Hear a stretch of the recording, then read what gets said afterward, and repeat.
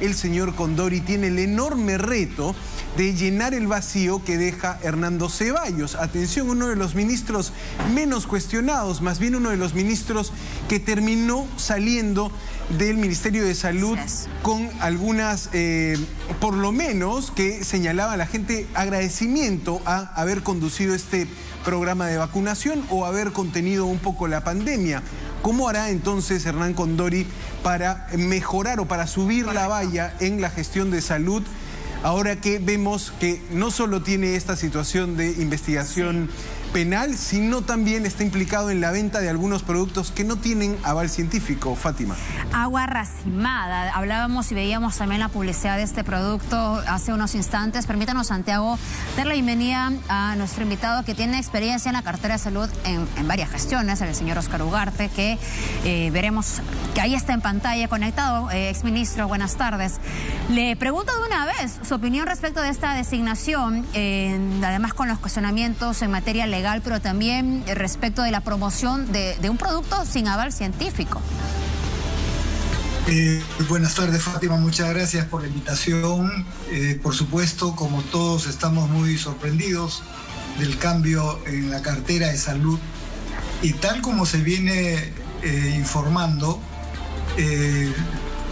termina siendo el MINSA convertido en un botín político, ¿no?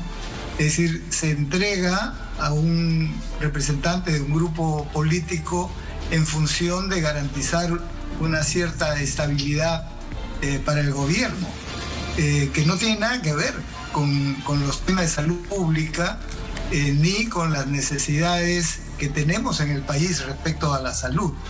Efectivamente, se ha designado al doctor Condori, que es un representante directo del grupo de Perú Libre, liderado por Vladimir Cerrón, y se ha dejado de lado al doctor Ceballos, que venía cumpliendo bastante bien en la cartera, porque había continuado las políticas que iniciáramos en el primer semestre del año pasado, tanto en la adquisición de las vacunas como en la aplicación, en la estrategia de aplicación de las vacunas. En medio de una tercera ola que tiene una magnitud superior a las olas primera y segunda, aunque no en gravedad, porque hay menos mortalidad. Sin embargo, en estas circunstancias, cuando se está ampliando la vacunación a niños de 5 a 11 años, producir un cambio como el que se ha producido estrictamente por razones políticas, que no tiene ninguna lógica, no tiene ningún sentido desde el punto de vista sanitario, me refiero, y creo que más bien trae muchísimos riesgos.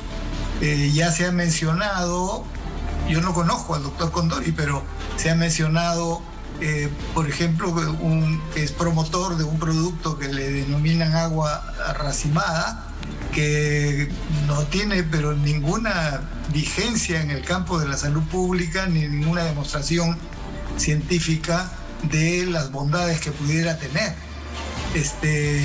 Y además las posiciones que ha asumido, muy cercanas al grupo que dentro de Perú Libre tiene una posición antivacuna, es de preocupar.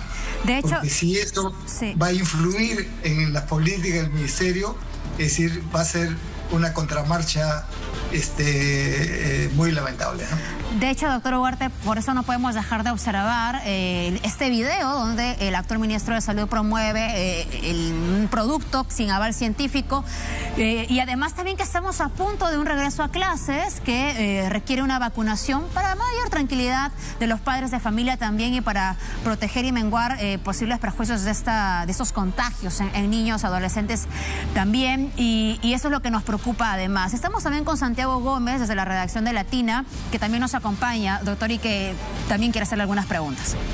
Claro. Buenas tardes, exministro. Preguntarle inmediatamente cuál debe ser la agenda, cuáles deben ser los temas prioritarios del ministro de Salud en este momento. A ver, la primera, sin duda, es continuar la lucha contra la pandemia.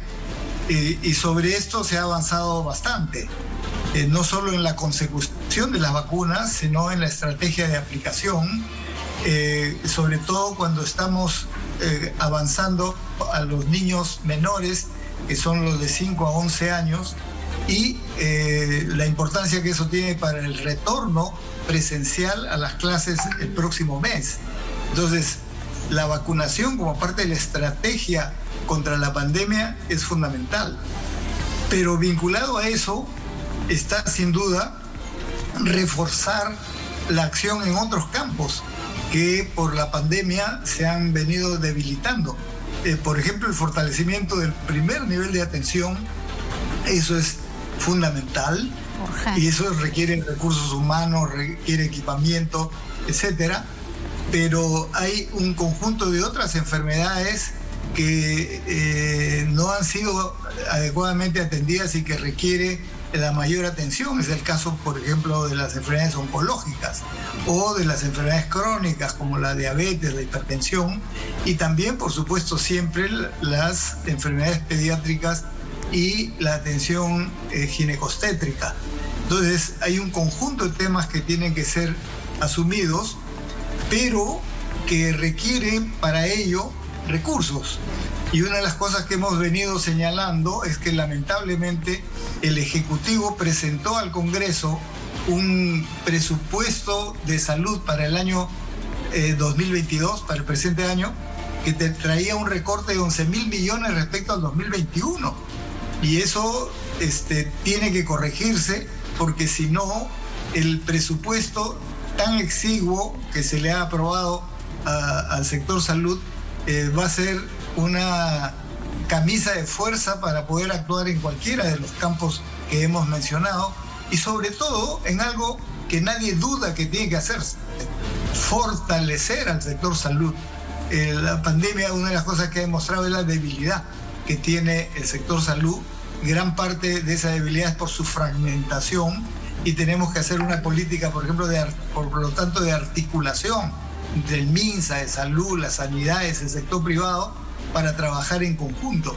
Y eso significa cerrar brechas muy importantes, para lo cual se requiere no solo recursos, sino políticas de mediano y largo plazo, como son, por ejemplo, la brecha que existe en los recursos humanos. Tenemos un déficit muy grande de recursos humanos, y la brecha en infraestructura. Son dos temas de fondo que tienen que aplicarse, y para eso se necesitan recursos. Ahora, exministro, hay otro tema que es delicado y no solo involucra la designación de un ministro de salud. Esta importancia de que nuestras autoridades no tengan siquiera ninguna sombra de algún hecho cuestionable, y que incluso ya esté mereciendo indagación a nivel de Ministerio Público. ¿Cuál es el problema que se haya en el Ejecutivo de que lamentablemente varias designaciones sigan todavía teniendo esta sombra de la que hablamos, ¿no? Investigaciones, irregularidades, denuncias, que también ocurre en este caso del ministro de Salud? Bueno, claramente hay un problema de irresponsabilidad en la designación de funcionarios de alto nivel como son los ministros. Venimos de pasar la semana pasada nomás esta experiencia también bochornosa de que el recientemente designado premier resulta que tenía denuncias por violencia familiar, y que han sido el motivo que ha obligado a su renuncia, y por lo tanto una crisis en menos de una semana que ha obligado a esta recomposición. Pero no solo era el premier la semana pasada, sino varios otros ministros que tienen también señalamientos de comportamientos que no se condicen con la autoridad de un ministro de salud. Y ahora pasa menos de una semana y tenemos nuevas situaciones, en este caso en la cartera de salud, una cartera tan especial por la coyuntura que venimos viviendo ya desde hace 2 años con la pandemia, y que requiere, al contrario, el máximo de reforzamiento. Y el reforzamiento empieza por funcionarios idóneos desde la cabeza y en todos los niveles de gestión. Muchas gracias por su tiempo, señor Ugarte. Gracias a ustedes por la entrevista.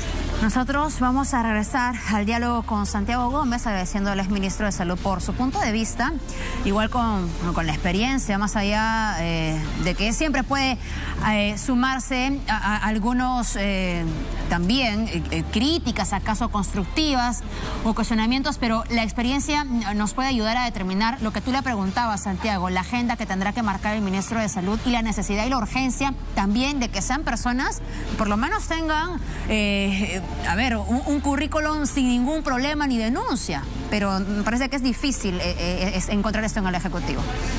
Pero fue bastante claro, Fátima, el exministro Óscar Ugarte en decirnos que hay que continuar con la vacunación hasta llegar a un 100%, que hay que enfocarse en la vacunación de los niños para el regreso a clases, pero también habló de otro tema que empieza a crecer, que es esto de las enfermedades que no se trataron bien, sobre todo los pacientes con cáncer que han vivido su propia pandemia de no poder ser atendidos, de no recibir bien sus medicinas durante estos 2 años, y ese es un tema que ya se puede ver que está en agenda. Me quedó pendiente ahí preguntarle por cuál es la importancia que cree Óscar Ugarte tienen, por ejemplo, Fátima, los 2 viceministros que han acompañado a Hernando Ceballos y que veremos si son ratificados o no en el cargo por el señor Hernán Condori, que asume hoy la cartera de Salud, Fátima. Si se van a quedar, acaso también, porque hemos visto que en otros momentos se han dado renuncias. Ahora, Santiago, decíamos que hay varias designaciones nuevas, porque algunas continúan después incluso del gabinete Valer. De las nuevas también hay más, por decir, parece que se estaban cumpliendo algunas cuotas y también lo hemos podido notar cuando hemos hecho la exposición de los nuevos ministros.